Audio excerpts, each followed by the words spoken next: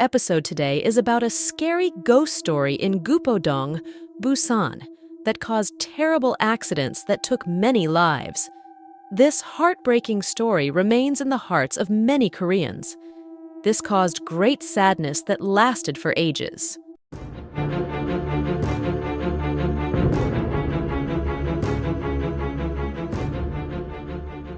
On March 28, 1993, at 5:29 p.m. at a location approximately 900 meters north of Gupo Station on the Gyeongbu Line Bukgu in the metropolitan city, the number 117 Mugunghwa train bound for Busan in Seoul derailed and overturned. It resulted in 78 dead and 198 wounded. It was called a Gupo tragedy. This is the worst train accident in the history of South Korea. At that time, the number 117 Mugunghwa train traveling at a speed of 85 kilometers per hour was passing through Yangsan Mulgaeum Station, approximately 1 kilometer away from Gupo Station. The train engineer noticed the collapse of the rail, so he tried to activate the emergency brakes, but it was too late. A total of 4 vehicles, including the locomotive, electric vehicles, and passenger vehicles, were derailed, twisted and crumpled like a crushed beer can. Just that fast, the highest number of casualties occurred in passenger cars, 5 and 6, because the heavyweight power car fell into a hole, and the number 6 passenger car above it collided with the number 5 passenger car. This caused it to break. At the scene of the accident, severed heads and feet were scattered, and blood drenched the area like spilled paint. It was indeed a scene that was horrifying.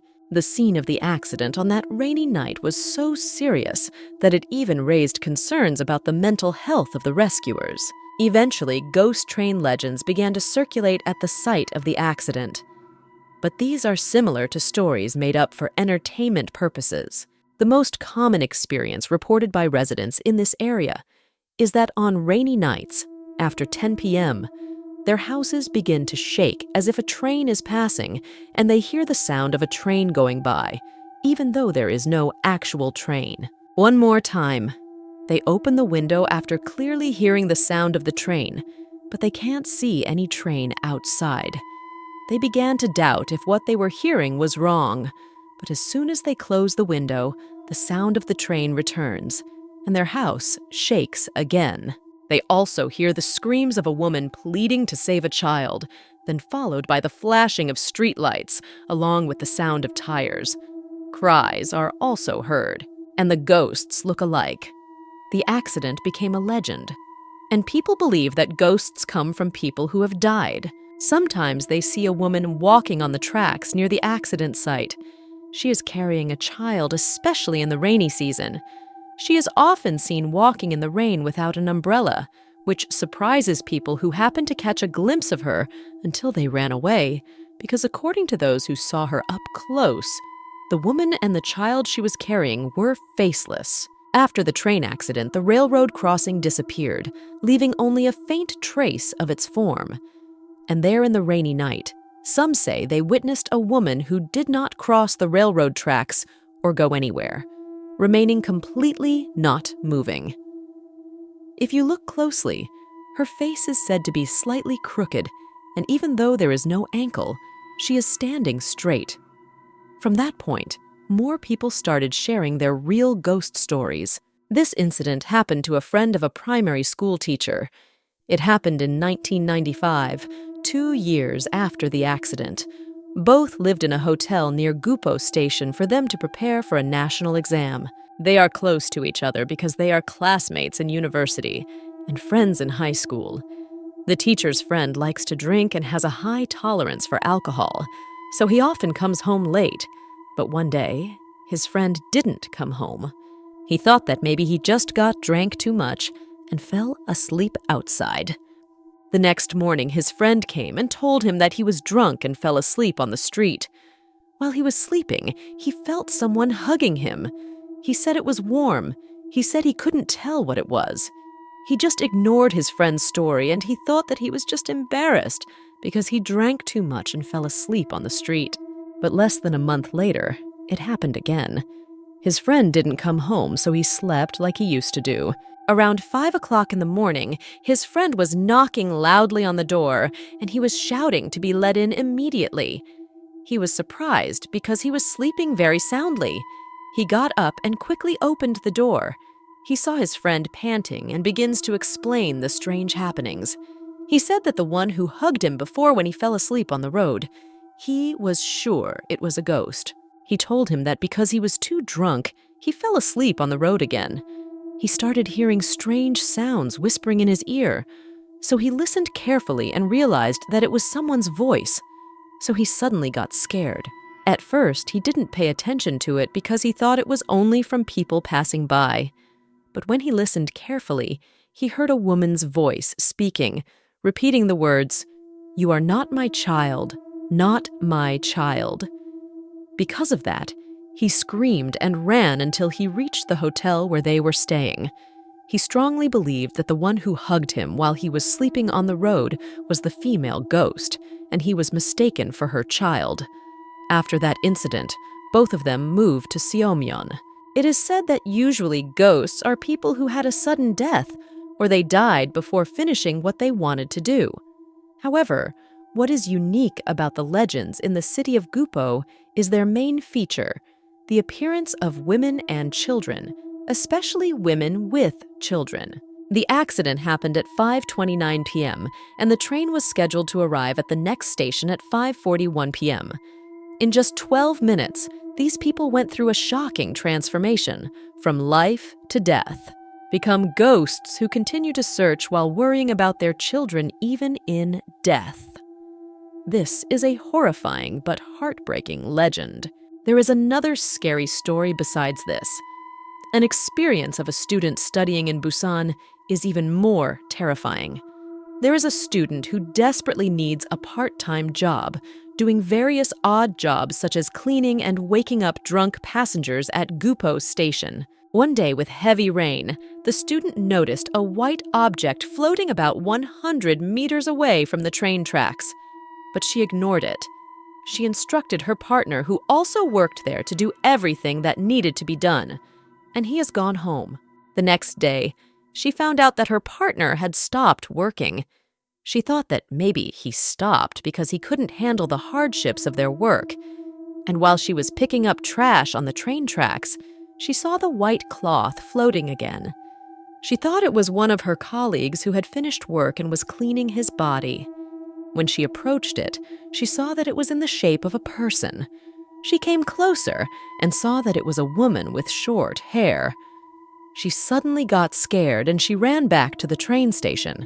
But while he was running, someone suddenly grabbed her leg, causing her to fall, and she lost consciousness. The student woke up to find that she was in the rest area of the train station with bandages wrapped around her whole body. She tried to stand up, but her whole body could not move. She turned her eyes around the environment until she looked at the door of the rest area. She saw a woman in a white dress with a crooked face, and she slowly approached her. When she got closer, she suddenly strangled her. She thought it was the end of her life. At that moment, her colleague and emergency rescuers arrived. The female ghost suddenly disappeared. However, this is a proof that even in death, the female ghost is full of anger and hatred. This was understood due to the reason that the Gupo tragedy was a disaster caused by the negligence of the people, due to the unauthorized explosion by Samsung C&T Company. At that time, Samsung C&T, which is the construction contractor for Korea Electric Power Corporation, or KEPCO transmission line burial project near the place of the incident, carried out explosions without consulting the railway administration. The track bed was damaged while laying underground power lines that pass under the tracks.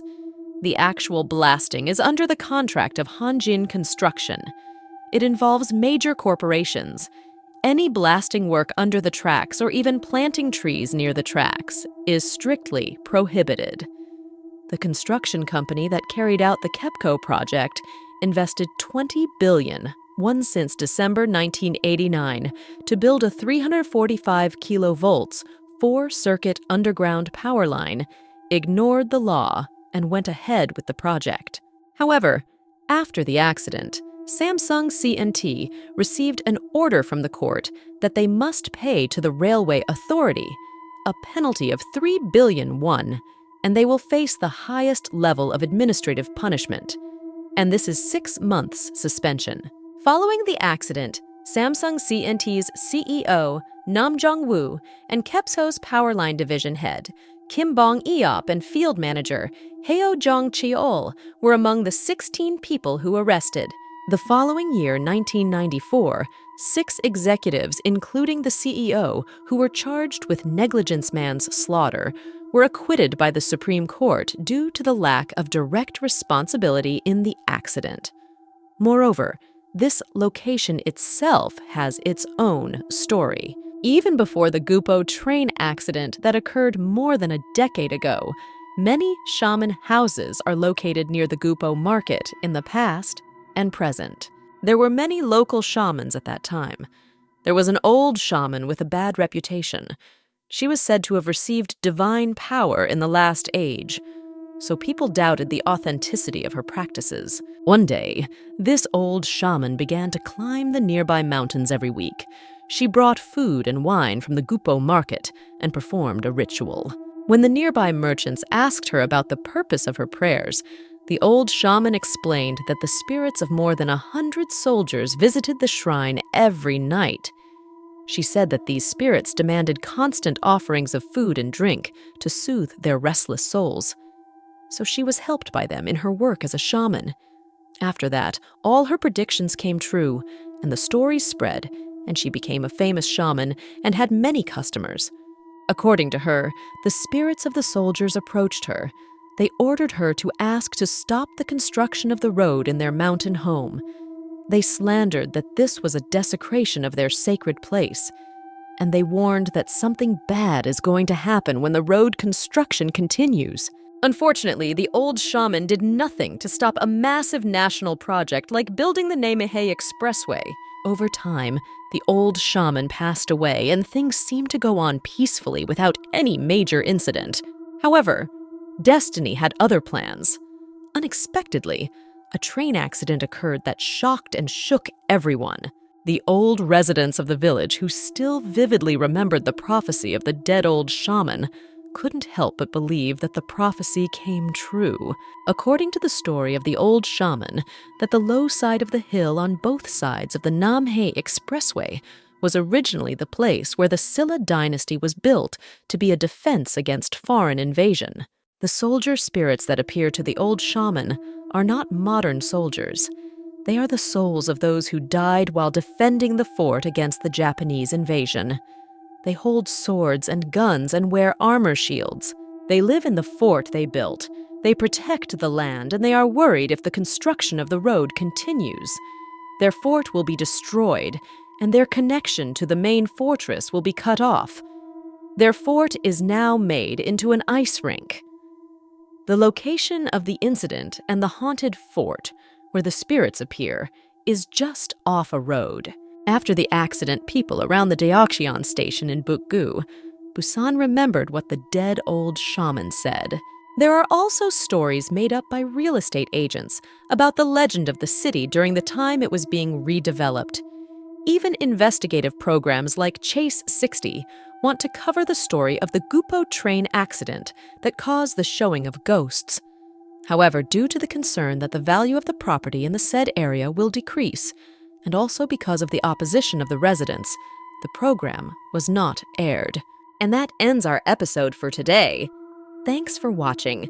Please don't forget to like, share, comment, and subscribe.